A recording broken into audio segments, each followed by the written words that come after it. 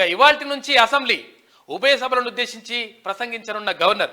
రేపు ధన్యవాద తీర్మానం, ఎల్లుండి vote on account budget, irrigation పై సభలో శ్వేతపత్రం విడుదలకు ఏర్పాట్లు చేస్తా ఉన్నారు. అయితే ఇక్కడ ఇరిగేషన్ పైన ప్రత్యేకంగా, ఇరిగేషన్ అంటే ఏంటిది, ఇక నీటిపారుదల రంగం, భారీ నీటిపారుదల రంగానికి సంబంధించి ఇక్కడ ప్రత్యేకంగా చర్చ జరిగేటువంటి అవకాశం ఉంది.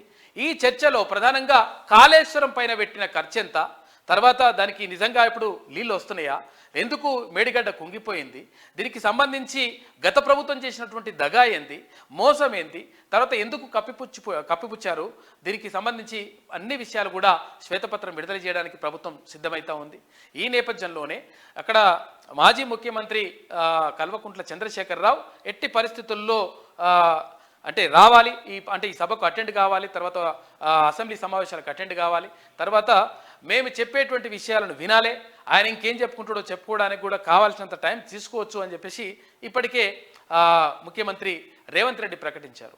అయితే ఈ నేపథ్యంలో నిజంగా మరి అంటే తొంటి వెముక విరిగినటువంటి మరి మాజీ ముఖ్యమంత్రి కేసీఆర్ వస్తాడా రాడా అనే దానిపైన ప్రధానంగా ఇప్పుడు చర్చనీయాంశంగా మారింది. అయితే ఒక సానుభూతిని కూరగట్టుకునేటువంటి ప్రయత్నంలో భాగంగా వాళ్ళు అంటే బీఆర్ఎస్ వాళ్ళంతా కూడా ఒక డ్రామాలు చేస్తూ ఉన్నారనేటువంటి వాదనలు కూడా వినిపిస్తూ ఉన్నాయి.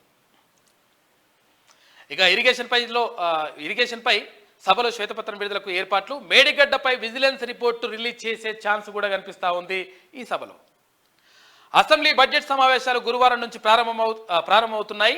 ఉదయం 11:30 అసెంబ్లీ కౌన్సిల్ ఉభయ సభలను ఉద్దేశించి గవర్నర్ తమిళిసై ప్రసంగించనున్నారు. గవర్నర్ ప్రసంగం తర్వాత సభ వాయిదా పడనుంది.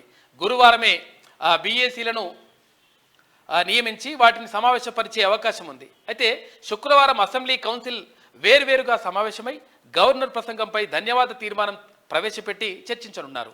శనివారం ప్రభుత్వం ఉభయ సభల్లో vote on account budget ప్రవేశపెట్టనుంది.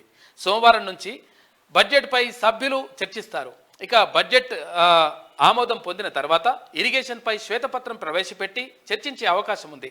Kaleshwaram ప్రాజెక్టుపై కాగిచ్చిన రిపోర్టును కూడా ఈ సమావేశాల్లోనే ప్రభుత్వం టేబుల్ చేయనుంది. అంటే అక్కడ ఏంది, control and auditor general report ఇచ్చింది. ఇప్పటికే మొత్తం కూడా ఇదంతా కూడా తెలుసు, ఇదంతా కూడా లంగకథలు పడ్డరు, ఇష్టం వచ్చినట్టుగా పైసలు మొత్తం కూడా పక్కదారి పడిపోయినాయి అని చెప్పేసి ఇప్పటికే రిపోర్ట్ ఇచ్చింది. దానిపైన కూడా ప్రధానంగా చర్చ జరిగేటువంటి అవకాశం ఉంది. ఇక కాళేశ్వరం ప్రాజెక్టు ప్రధాన బ్యారేజీ మేడిగడ్డపై విజిలెన్స్ ప్రిలిమినరీ రిపోర్టును ఈ సమావేశంలోనే ప్రవేశపెట్టే అవకాశం ఉందని అధికారులు చెప్తున్నారు. సమావేశాల నిర్వహణపై సమీక్ష. అసెంబ్లీ కౌన్సిల్ సమావేశాలు సజావుగా నిర్వహించేందుకు పకడ్బందీ చర్యలు చేపట్టాలని అధికారులను మండలి చైర్మన్ గుత్తా సుఖేందర్ రెడ్డి, స్పీకర్ గడ్డం ప్రసాద్ కుమార్ ఆదేశించారు.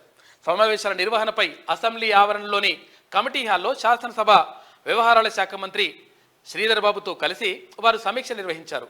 సమావేశాల నిర్వహణ, భద్రతా ఏర్పాట్లపై అధికారులకు ఆదేశాలు ఇచ్చారు. మండలి చైర్మన్ సుఖేందర్ రెడ్డి మాట్లాడుతూ ఇక సభ్యులు అడిగిన ప్రశ్నలకు త్వరగా సమాధానాలు వచ్చేలా చూడాలన్నారు. సమావేశాలకు అధికారులు అందుబాటులో ఉండేలా అసెంబ్లీ ప్రాంగణంలోని పాత భవనంలోని మండలిని త్వరగా షిఫ్ట్ చేసేలా చర్యలు తీసుకోవాలని, తర్వాతి సెషన్ అసెంబ్లీ ప్రాంగణంలోనే కౌన్సిల్ నిర్వహించేలా అన్ని ఏర్పాట్లు చేయాలని చెప్పేసి ఆదేశించారు. అయితే మొత్తం మీద ఇవాల్టి నుంచి అసెంబ్లీ సమావేశాలు ప్రారంభం కానున్నాయి. ఇవాళ గవర్నర్ ప్రసంగం ఉంటుంది, రేపు గవర్నర్ ప్రసంగానికి ధన్యవాద తీర్మానం ఉంటుంది, ఎల్లుండి ఓట్ ఆన్ అకౌంట్ ఉంటుంది. ఈ ఓట్ ఆన్ అకౌంట్లో ప్రధానంగా ఇక్కడ చర్చకు వచ్చేటువంటి విషయాలు చాలా ఉన్నాయి. అందులో ప్రధానంగా ఇప్పుడు ఇరిగేషన్ పైన, అంటే ఇక్కడ నీటిపారుదలకు సంబంధించి గత ప్రభుత్వం చేసినటువంటి మోసం ఏంది అనే దానిపైన ప్రధానంగా ఈ ప్రభుత్వం, ఇప్పుడున్నటువంటి ప్రభుత్వం, కాంగ్రెస్ ప్రభుత్వం శ్వేతపత్రం విడుదల చేసేందుకు సిద్ధమైంది.